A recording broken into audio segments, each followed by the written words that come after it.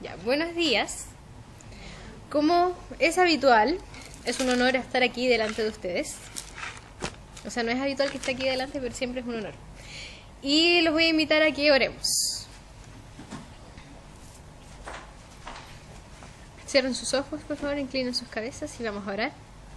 Señor, te damos gracias por este momento, por tu palabra, Señor, por lo que tú nos vas a hablar. Te pido que tú abras nuestros corazones, Señor, y que vengas ahora con tu Espíritu Santo. Trae tu reino a este lugar, Señor, y quebranta nuestros corazones, Señor, para ser transformados por ti, Señor, y ser cada día más la iglesia que tú esperas y que tú anhelas, Señor. En el nombre de Jesús. Amén. Quiero invitarlos a abrir el libro de Romanos, capítulo 9.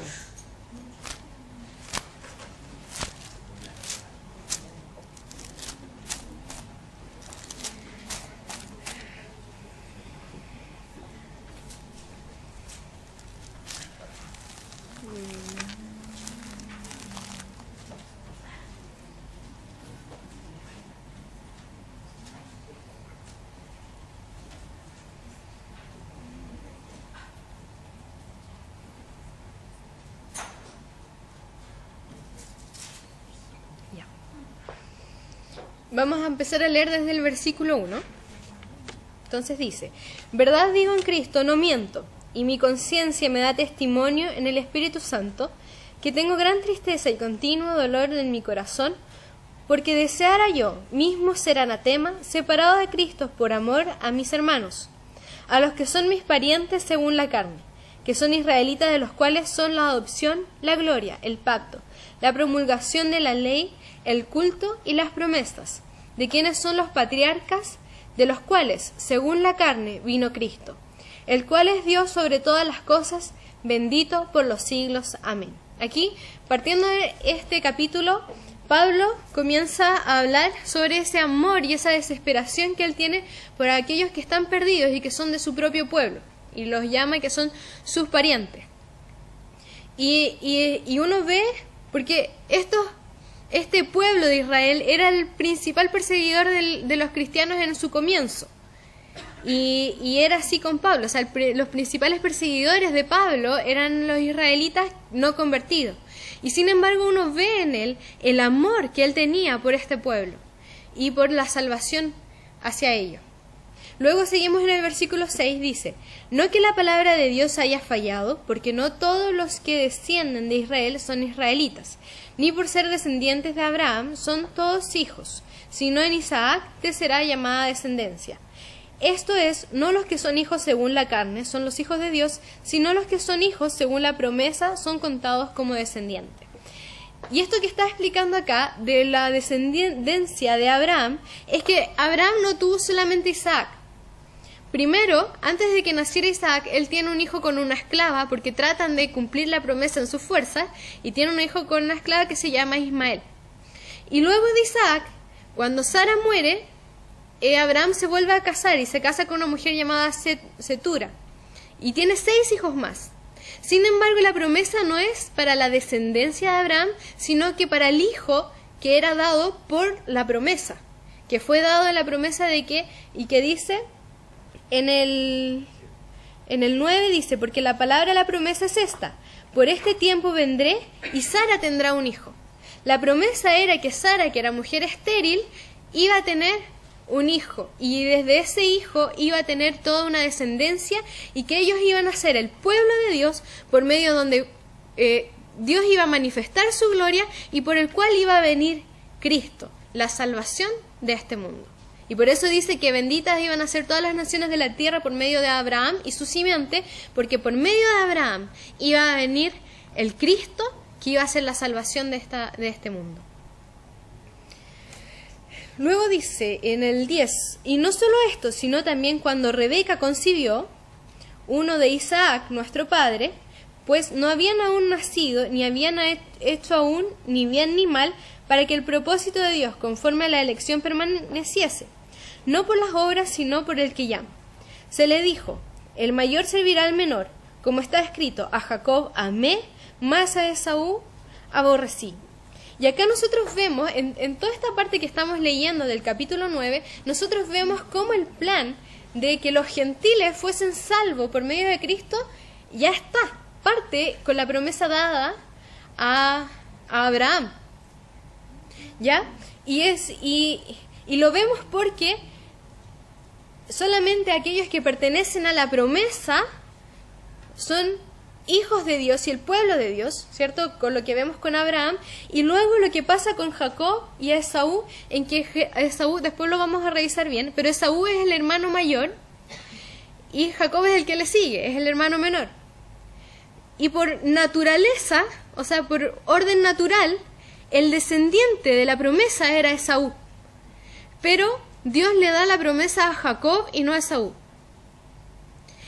Y vamos a ver cómo es el corazón de Jacob y cómo es el corazón de Esaú, que a uno lo hace perder una promesa, una herencia que era de él por naturaleza, por un orden natural de las cosas, y cómo a otro le hace ganar una promesa que no le corresponde, una herencia que no le corresponde, pero que Dios se la da.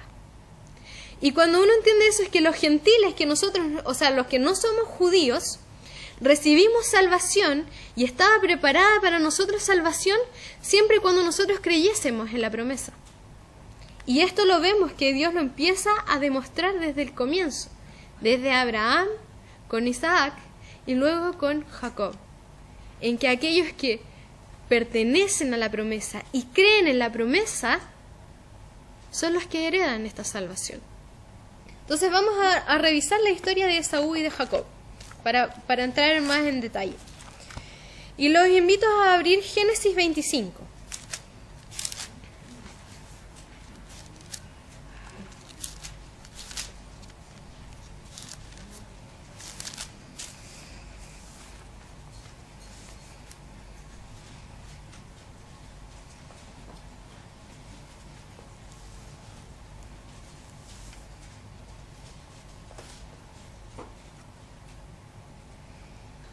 En Génesis 25, versículo 19, vamos a leer. Dice: estos son los descendientes de Isaac, hijo de Abraham. Abraham engendró a Isaac, y era Isaac 40 años cuando tomó por mujer a Rebeca, hija de Betuel, arameo de Padán Aram, hermana de Labán, arameo. Y oró Isaac a Jehová por su mujer, que era estéril, y lo aceptó Jehová, y concibió Rebeca su mujer. Y los hijos luchaban dentro de ella, es decir, habían mellizo. Y dijo: si es así, ¿para qué vivo yo? Y fue a consultar a Jehová. Y le respondió Jehová: 2 naciones hay en tu seno, y 2 pueblos serán divididos desde tus entrañas. Un pueblo será más fuerte que el otro, y el mayor servirá al menor. Cuando se cumplieron sus días para dar a luz, he aquí habían gemelos, en su vientre. Y salió el primero rubio, y era todo velludo como una pelliza, y llamaron su nombre Esaú. Después salió su hermano, trabada su mano al calcañar de Esaú, y fue llamado su nombre Jacob. Y era Isaac de edad de 60 años cuando ella los dio a luz. Entonces vemos estos 2 niños que estaban en el vientre de su madre, y vemos que aquí dice que ellos estaban teniendo una lucha, tanto que estaba desesperada la madre porque se movían mucho dentro de su vientre. Y ellos tenían la lucha por quién iba a tomar esa primogenitura. Y nace Esaú primero, pero Jacob dice que sale tomado de calcañar, que es el tobillo del hermano. Y le ponen de nombre Jacob, que el nombre Jacob significa el suplantador, porque el hecho de que él haya salido tomado desde el tobillo, a ellos les dio a entender que él estaba luchando, peleando con su hermano para salir primero. Entonces vemos cómo desde el vientre, en Jacob y en el corazón de Jacob, hay una necesidad y hay un deseo por ser parte de la promesa dada a Abraham. Que está en esta lucha desde el vientre de la madre por salir primero para tener esa promesa. Y la promesa que tenía Abraham era, como dije antes, no solamente era una tierra prometida y que iban a ser un pueblo muy numeroso como es hoy día el pueblo de Israel y como lo ha sido durante la historia, sino que era que ellos iban a ser el pueblo de Dios y que en ellos iba a ser manifestada la gloria de Dios y que a través de ellos iba a venir el Cristo, el Mesías, que es la salvación del mundo. Entonces, esta era la promesa por la cual Jacob comienza a luchar desde el vientre de la madre. Y que en su corazón está impreso la necesidad de ser parte de la promesa. Luego, si seguimos en el mismo Génesis 25, del 27 al 34, dice: Y crecieron los niños, y Esaú fue diestra en la casa, hombre del campo, pero Jacob era varón quieto que habitaba en tiendas. Y amó Isaac a Esaú porque comía de su casa, mas Rebeca amaba a Jacob. Y guisó Jacob un potaje, y volviendo Esaú del campo cansado, dijo a Jacob: Te ruego que me des a comer de ese guiso rojo, pues estoy muy cansado. Por tanto fue llamado su nombre Edom. Y Jacob respondió: Véndeme en este día tu primogenitura. Entonces dijo Esaú: He aquí, yo me voy a morir. ¿Para qué pues me servirá la primogenitura? Y dijo Jacob: Júramelo en este día. Y él le juró. Y vendió Jacob su primogenitura. Entonces Jacob dio a Esaú pan del guisado de lentejas. Y él comió y bebió y se levantó y se fue. Así menospreció Esaú la primogenitura. Entonces vemos que Esaú, por un lado está Esaú, que vende su primogenitura y dice que menosprecia el ser primogénito por un plato de lenteja. Y vemos a Jacob que busca la primera ocasión para obtener esa primogenitura que no logró obtener en el momento de su nacimiento. Entonces vamos a ver primero que nada lo que hace Esaú. Primero que tenemos que tomar en cuenta que Esaú era un hombre de campo y que era de casa, ¿ya? Y que dice que Isaac amaba a Esaú porque comía de su casa. Es decir, que Esaú sabía cocinar. Primer punto y muy importante. Segundo punto, que Esaú venía de trabajar en el campo y había tenido un día muy cansador y tenía hambre. Ahora, hay que notar en que cuando le dice, véndeme la primogenitura, dice, ¿y de qué me sirve la primogenitura? Porque voy a morir. Díganme, ¿cuántos de ustedes alguna vez han llegado cansados de trabajar en su casa, tanto que les da lata cocinar y se duermen sin comer y han muerto debido a eso?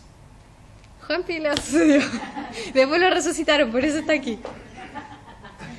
O sea, honestamente, un hombre que trabajó duro, obviamente, porque era hombre de campo, pero nadie muere después de un día de trabajo.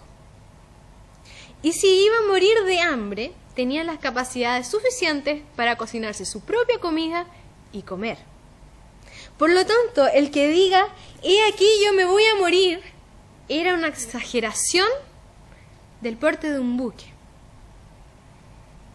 No era cierto que él iba a morir. Tenía mucha hambre, sí, y estaba cansado como para cocinarse, sí, pero no iba a morir. Y él dice, he aquí yo me voy a morir, ¿para qué me sirve la primogenitura? Entonces él, en vez de ir y cocinarse su propia comida, es capaz de vender la primogenitura.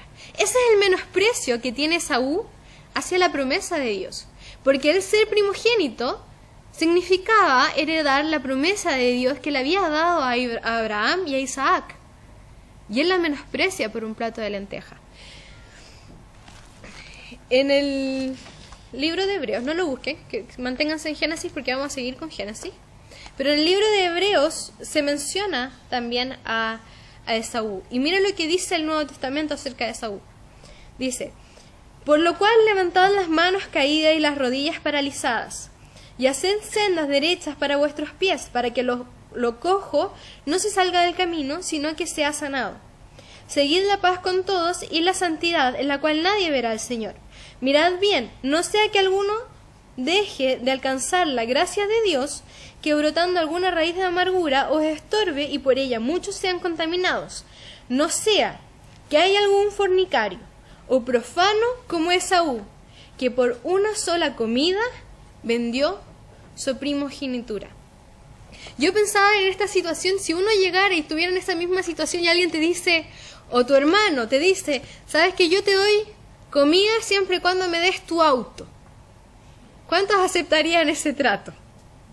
O dame tu casa y yo te doy el plato de comida que tú necesitas. ¿Cuántos aceptarían el trato? Pero Esaú vende la promesa de Dios por un plato de lentejas. Y el Nuevo Testamento compara a Esaú con un fornicario y con un profano. Profano significa, ¿dónde lo tengo? Aquí, que no se muestra el respeto debido a las cosas sagradas, y también que es un libertino o muy dado a las cosas del mundo. Entonces, el Nuevo Testamento compara, primero que nada, con un fornicario, porque le es capaz de ser infiel a Dios por un plato de lentejas. Y lo compara por un profano, porque no es capaz de valorar la promesa de Dios, al punto que lo cambia por un plato de lentejas. Eso muestra que Esaú no creía en la promesa de Dios. Porque él se hubiese creído y hubiese entendido la magnitud de lo que significaba ser el pueblo de Dios, jamás habría hecho lo que él hizo. Y la advertencia que nos hace Hebreo es, cuidado, no vaya a ser que alguno de ustedes tenga este corazón de Saúl, que es capaz de vender la promesa de Dios por cualquier cosa, por una sola comida. Y no vaya a ser que alguno deje de alcanzar la gracia de Dios por tener el corazón que tiene Esaú. Entonces, ¿cuántas veces, es la pregunta, hemos estado en el lugar de Esaú y hemos cambiado las promesas de Dios que Dios nos ha dado a nosotros por cosas vanas, por cosas de este mundo? ¿Cuántas veces hemos cambiado nuestra relación con Dios? Porque ser pueblo de Dios significaba eso, un pueblo que se iba a relacionar con Dios. ¿Cuántas veces nosotros hemos cambiado nuestra relación con Dios? Por plata, por trabajo, por estudio, por la familia, por amigos o incluso por ver televisión. ¿Cuántas veces hemos preferido quedarnos sentados viendo tele que levantarnos e ir a tener nuestro tiempo con el Señor? Entonces, claro, uno mira a Esaú y uno dice, ¿cómo? Más encima que a nadie le gustan mucho las lentejas, o a la mayoría de las personas. Hay gente que sí, pero hay gente que no, la mayoría. Y dice, ¿cómo cambia por un plato de lentejas al Señor? Pero ¿cuántas veces nosotros cambiamos al Señor por algo menor que un plato de lentejas? Entonces la pregunta es, ¿dónde está tu corazón en eso? ¿Dónde está tu corazón con respecto a tu relación con Dios? Y si vemos ahora a Jacob, vemos primero su gran necesidad, que aprovecha la primera circunstancia para comprar la primogenitura. Pero luego, si seguimos en Génesis 27,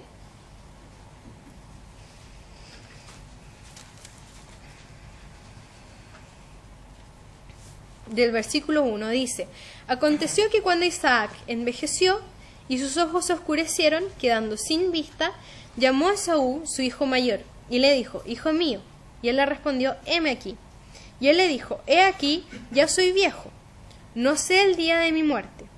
Toma pues ahora tus armas, tu aljaba y tu arco, y sal al campo y tráeme caza. Hazme un guisado, como a mí me gusta, y tráemelo y comeré, para que yo te bendiga antes que muera. Y Rebeca estaba oyendo cuando hablaba Isaac a Esaú su hijo.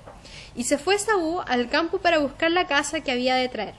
Entonces Rebeca habló a Jacob su hijo, diciendo: he aquí, yo he oído a tu padre que hablaba con Esaú tu hermano, diciendo: tráeme caza y hazme un guisado, para que coma y te bendiga en presencia de Jehová antes que yo muera. Ahora pues, hijo mío, obedece a mi voz en lo que te mando. Ve ahora al ganado y tráeme de allí 2 buenos cabritos de las cabras, y haré de ellos vianda para tu padre, como a él le gusta. Y tú la llevarás a tu padre y comerás para que él te bendiga antes de su muerte. Y Jacob dijo a Rebeca, a su madre: He aquí, Esaú mi hermano es hombre velloso y yo lampiño. Quizás me palpará mi padre y me tendrá por burlador, y traeré sobre mí maldición y no bendición. Y su madre respondió: Hijo mío, sea sobre mí tu maldición. Solamente obedece a mi voz y ve y tráemelo. Y después, bueno, es larga la historia, pero si uno sigue leyendo vemos cómo así lo hacen. Le hacen un guisado y Jacob entra delante de su padre y lo engaña, se pone así como lana sobre su cuerpo porque era tan velludo el hermano que para que no se notara él hace que como que tiene vello con un vello falso, y engaña a su papá para recibir la bendición. Y luego en el verso 27 dice: Y Jacob se acercó y le besó, y olió Isaac el olor de sus vestidos, y le bendijo diciendo: Mira el olor de mi hijo, como el olor del campo que Jehová ha bendecido. Dios pues te dé del rocío del cielo y de las grosuras de la tierra, y abundancia de trigo y de mosto. Sírvante pueblos y naciones se inclinen a ti. Sé señor de tus hermanos, y se inclinen ante ti los hijos de tu madre. Malditos los que te maldijeren, y benditos los que te bendijeren. Y ahí vemos cómo Isaac va y le da esta bendición.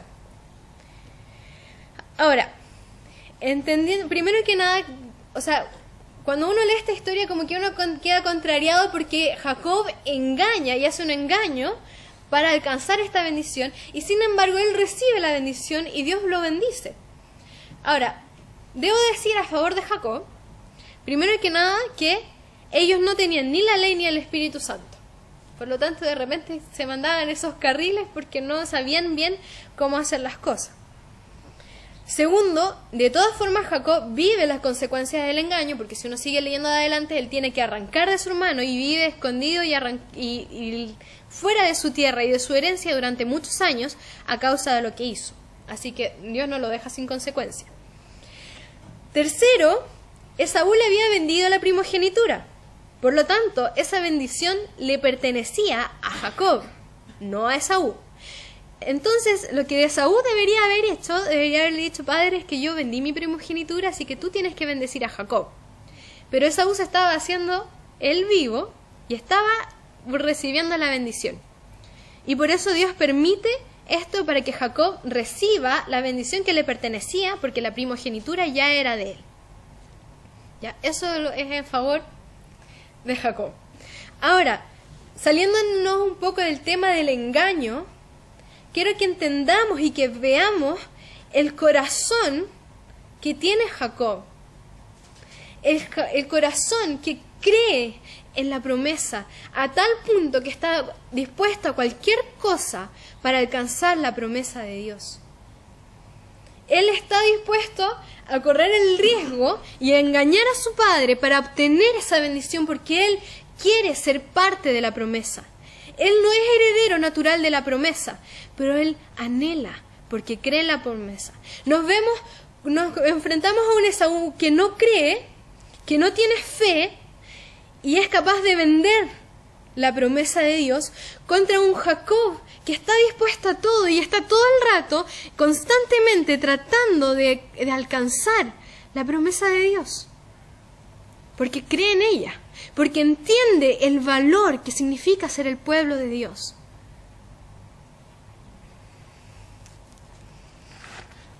Y si luego seguimos en Génesis 32,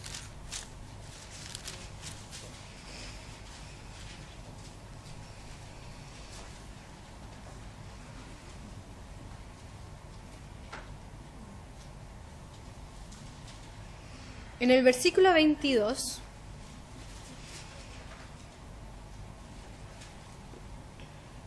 dice: Y se levantó aquella noche y tomó sus 2 mujeres y sus 2 siervas y sus 11 hijos, y pasó el vado de Jaboc. Aquí está hablando de Jacob. Jacob es quien está haciendo estas cosas. Los tomó pues e hizo pasar el arroyo a ellos y a todos los que tenía. Así se quedó Jacob solo, y luchó con él un varón hasta que rayaba el alba.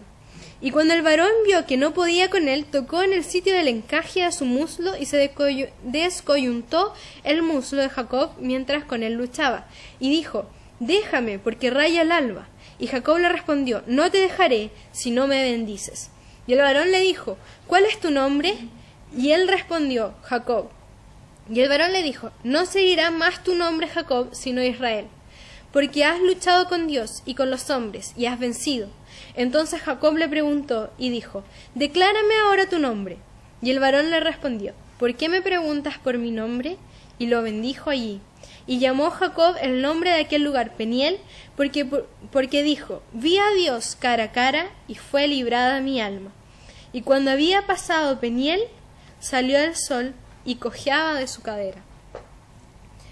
Entonces aquí nuevamente vemos que el hambre de Jacob por esta promesa, que va y lucha toda una noche con este varón, con este hombre, porque él quiere y anhela la bendición. Y según lo que va diciendo después, este hombre era Dios mismo, que se le apareció a Jacob, y que Jacob no lo suelte, le dice: yo no te dejo ir si tú no me bendices primero. Y ese es el hambre de Jacob. Esa es la fe, una fe inquebrantable que lo hace ser parte de una herencia que no era suya.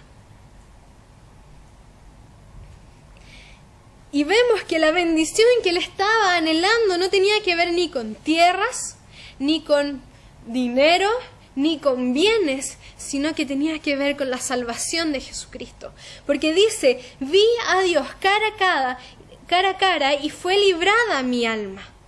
Entonces la bendición que él estaba anhelando era la salvación misma que iban a recibir como pueblo de Dios por medio de Jesucristo. Entonces es darse cuenta que Jacob no merece la herencia. No era un heredero natural de la promesa de Dios, pero Dios, en lo que leímos en Romanos, dice que amó a Jacob, mas a Esaú aborreció. Aborreció a Esaú porque Esaú no creyó y menospreció la promesa. Pero amó a Jacob porque su fe en la promesa era inquebrantable. Y vemos la respuesta, la tierna respuesta de Dios hacia Jacob, en que él le dice: no seguirá más tu nombre Jacob, sino Israel, porque has luchado con Dios y con los hombres, y has vencido. Dice: has vencido. Dios no se puede vencer, pero él venció a Dios. Y si él venció a Dios es porque Dios se dejó vencer por Jacob. Y se dejó vencer al ver el amor de Jacob y al ver la fe de Jacob, que se aferra a Dios y le dice: no te dejaré ir si no me bendices primero. Y el amor de Dios, el corazón de Dios se derrite por esa fe y por ese corazón que ama y que anhela ser el pueblo de Dios. Y eso es lo que tiene que ver con nosotros los gentiles, con los que no somos el pueblo de forma natural, pueblo de Israel. En que nosotros no merecemos salvación. No merecemos salvación a causa de nuestro pecado, y no merecemos salvación ni siquiera porque de forma natural, porque hemos nacido bajo una herencia. Pero Dios nos da la promesa cuando nosotros creemos en ella. Y por eso somos salvos por fe, por medio de Jesucristo. Pero tiene que haber una fe como esta. No una fe que dice: sí, yo creo, y a las horas siguientes yo estoy vendiendo mi promesa por otras cosas. Sino que es una fe que es capaz de luchar y permanecer firme hasta el fin para alcanzar la promesa. Si volvemos a Romanos 9, Volvamos a Romanos 9.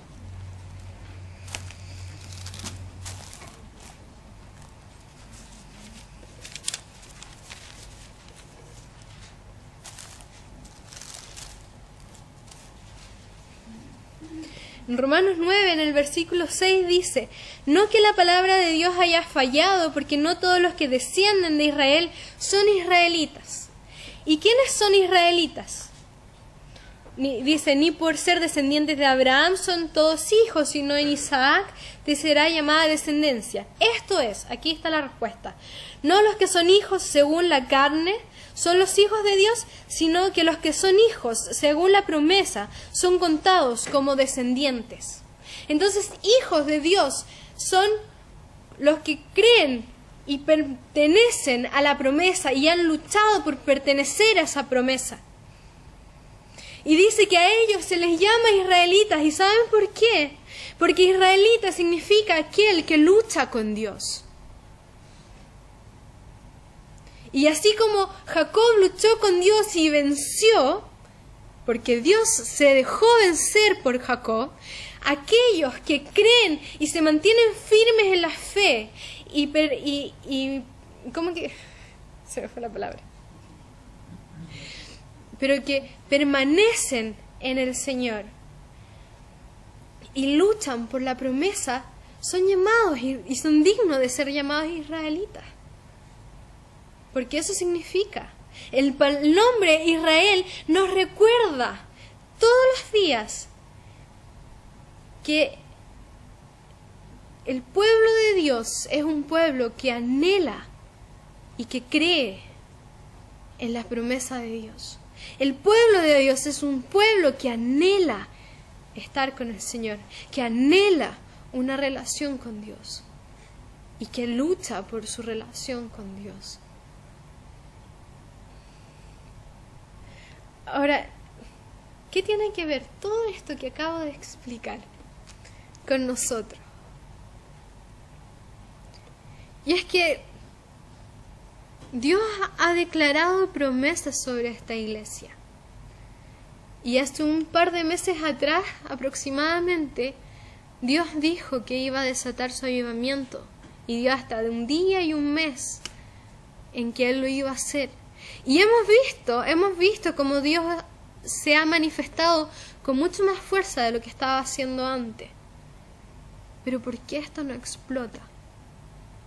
¿Por qué esto no es un avivamiento como la historia cuenta lo que un avivamiento significa? Y es porque a la iglesia le falta hambre. A esta iglesia, a la iglesia cristiana de Vitacura, le falta hambre.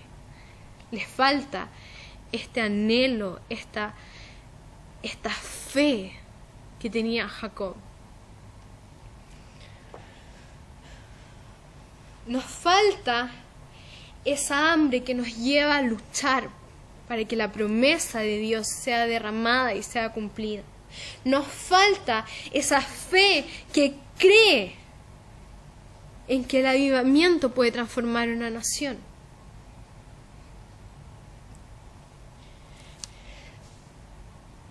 No es suficiente la angustia que nos produce nuestra sociedad hoy día. No es suficiente la angustia que nos produce el mirar las noticias y ver las atrocidades que nuestra sociedad comete día tras día. No es suficiente la angustia, necesitamos hambre. Hambre y fe que cree que Dios puede cambiar. ¿Y saben por qué la angustia no es suficiente? Porque si yo me quedo solo con la angustia, mi corazón se va a abrumar y va a creer que no hay salida. Pero cuando yo tengo esta fe de Jacob, que sabe que Cristo es la salvación de este mundo, que cree que el avivamiento puede transformar la nación, eso produce hambre. Y el hambre hace que nosotros luchemos por el avivamiento. Dice en Mateo 13, busquen Mateo 13. Mateo 13, versículo 44.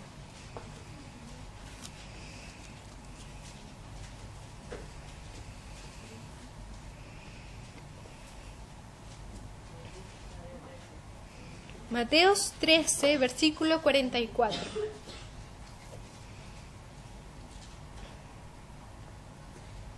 Dice: además el reino de los cielos es semejante a un tesoro escondido en un campo, el cual un hombre halla y lo esconde de nuevo, y gozoso por ello va y vende todo lo que tiene y compra aquel campo. También el reino de los cielos es semejante a un mercader que busca buenas perlas, que habiendo hallado una perla preciosa, fue y vendió todo lo que tenía y la compró. Dice que el reino de los cielos produce esta hambre en nosotros, que estoy dispuesto a dejarlo todo, a renunciar a todo por tener el reino de Dios. Así como este hombre que encuentra el tesoro, que descubre el reino, lo esconde, vende todo y compra la tierra porque necesita el reino y quiere el reino en su vida.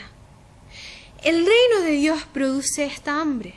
El creer en la promesa de Dios produce el hambre. La fe inquebrantable de Jacob produce hambre, en que estoy dispuesta a dejarlo todo para que la promesa de Dios se cumpla en mi vida. Si ustedes se dan cuenta, la Biblia no solamente es un libro lleno de doctrinas, sino que es un libro que está lleno de historia de vidas de hombres de fe que ven la gloria de Dios. Y está llena de historias para producir hambre en nuestro corazón. Porque la fe viene por el oír y el oír por la palabra de Dios. Y cada vez que nosotros leemos estas historias de hombres que creyeron y vieron la gloria de Dios, eso produce hambre en nosotros. Cuando uno lee el libro de los Hechos, el libro de los Hechos despierta el hambre de que nosotros queremos ser esa iglesia que está escrita en ese lugar. Que nosotros queremos ver las maravillas y la gloria que Dios manifiesta sobre su primera iglesia. Yo recuerdo, mucho tiempo atrás yo tuve que hacer un estudio sobre el libro de los Hechos, solamente hasta el capítulo 14, y tenía que enfocarme en la obra del Espíritu Santo y notar todas las veces en que obraba el Espíritu Santo y cómo obraba el Espíritu Santo. Cuando yo hice eso produjo hambre en mi corazón. Ese fue el momento en que yo dije, yo quiero ver estas cosas. O sea, si es el Espíritu Santo quien hace esto, yo lo quiero ver, porque yo creo que el Espíritu Santo está acá. Entonces, es la palabra de Dios y la fe en la palabra de Dios lo que produce hambre. Es el reino de Dios y la revelación del reino de Dios y la fe en ese reino lo que produce hambre en nosotros. Y a esta iglesia le hace falta esa hambre y le hace falta esa fe que produce hambre. Así que quiero provocarles un poco de hambre. ¿Se han fijado que cuando uno no ha comido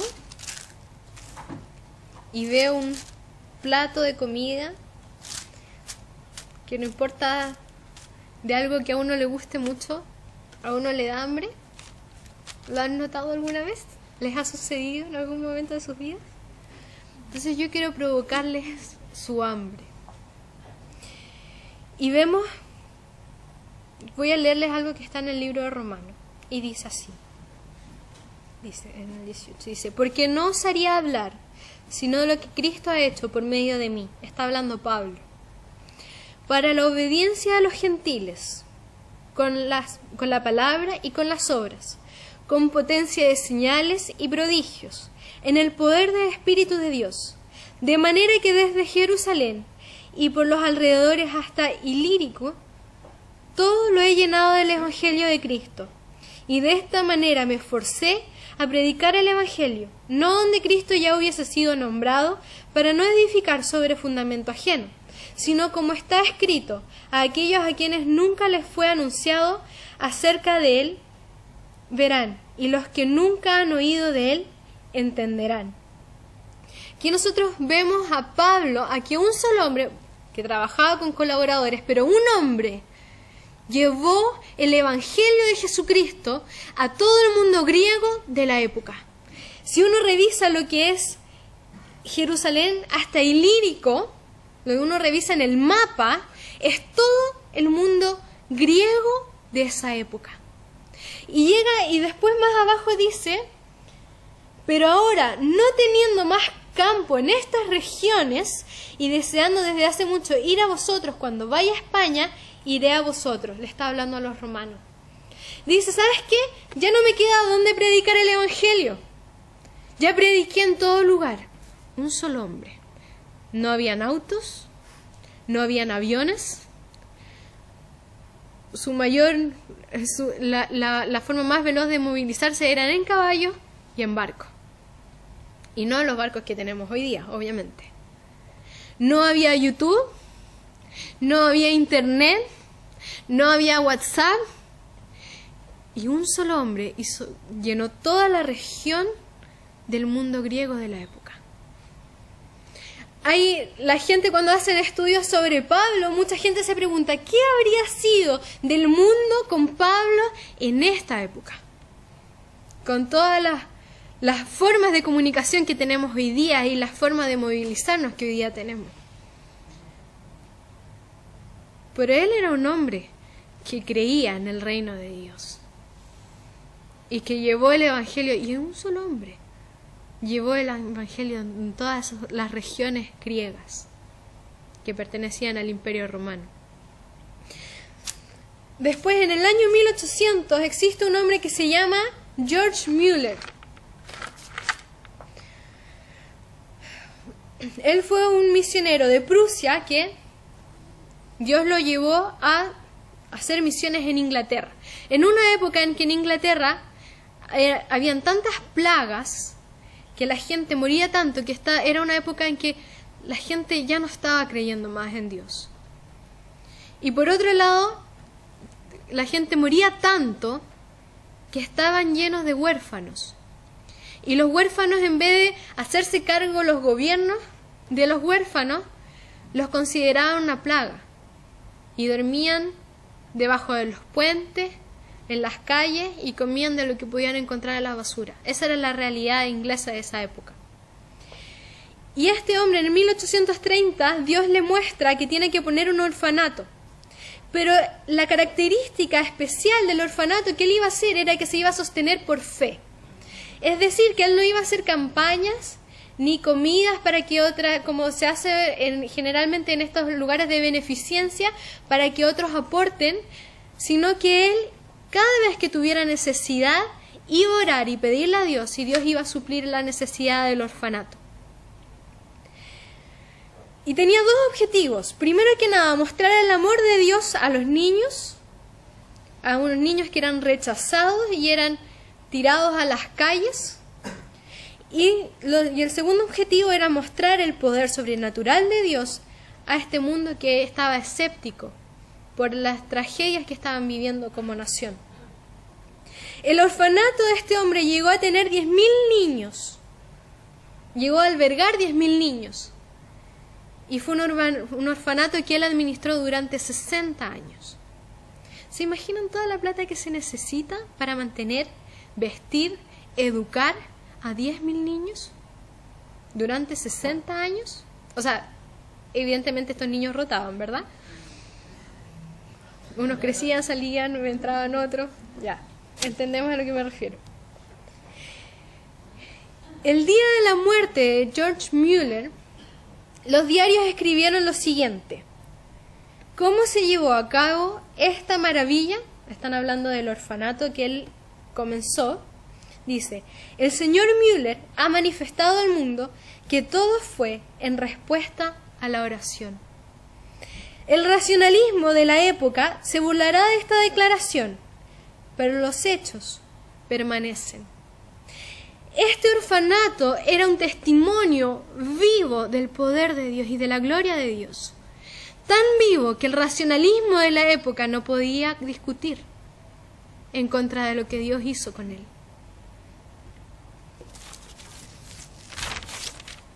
Otra historia, John Lake, del año 1900. Él fue un americano que fue de misionero en África, entre el 1907 al 1912. Un hombre de una gran fe, que sanaba enfermos, que echaba fuera demonios y que incluso llegó a resucitar muertos. Y el Señor lo envió junto a su familia y a otros colaboradores a hacer una misión en África, llevando este poder de sanidad a esas naciones. En 5 años, su ministerio había producido 1.250 predicadores, 625 congregaciones o iglesias, 100.000 conversiones y las cantidades de milagros no hay registro del número, porque no alcanza a haber registro de ese número. Entonces, más o menos este es el calibre de lo que significa un avivamiento. Esto fue un avivamiento en África. Luego él viaja a Estados Unidos, vive en una ciudad llamada Spokane, en el estado de Washington, y en los años que él estuvo viviendo ahí, estableció se llamaban casas de sanidad, donde la gente se iba a ministrar en ese lugar y eran sanados, y se nombró a esa ciudad la ciudad más sana del mundo en esa época, por la obra que hacía este hombre por medio de la fe. Eso es un avivamiento.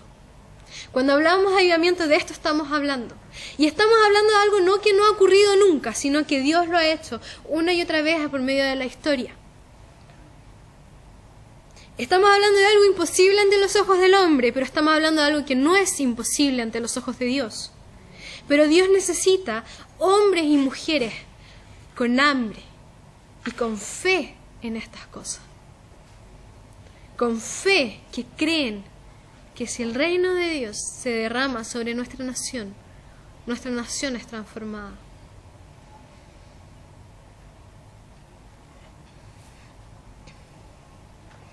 Pongámonos de pie.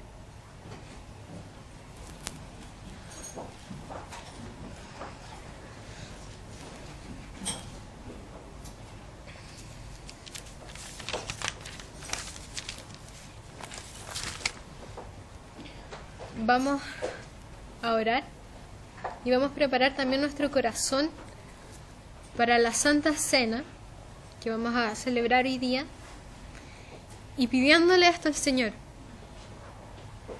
que tengamos la fe, una fe inquebrantable, como la de Jacob y como la de tantos hombres que ven la gloria de Dios porque ellos tenían hambre de esa gloria y fueron capaces de dejarlo todo y fueron capaces de creer en el Señor.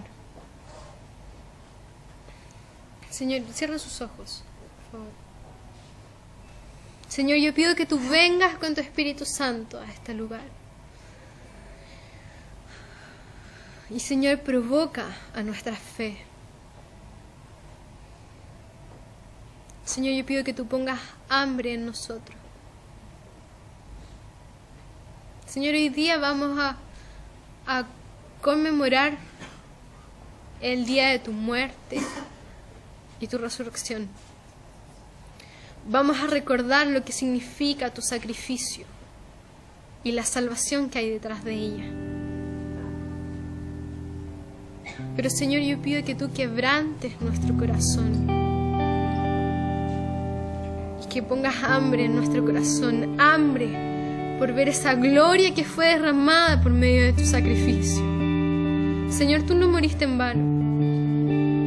Tú no moriste para que sigamos viviendo vidas tranquilas y cómodas, sino que tú moriste y resucitaste para poder derramar tu gloria a tus hijos, a tu pueblo, Señor. Y Señor, yo te pido que así sea. Provoca nuestra hambre. Señor, pon hambre en nuestro corazón. Y yo pido que todo espíritu de Esaú que hay sobre esta iglesia sea quitado en el nombre de Jesucristo.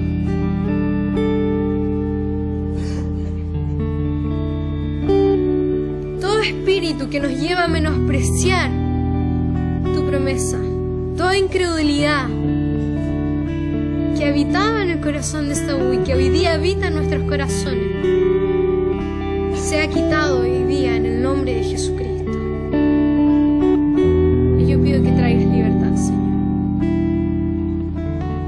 y que pongas tu fe en el nombre de Jesucristo.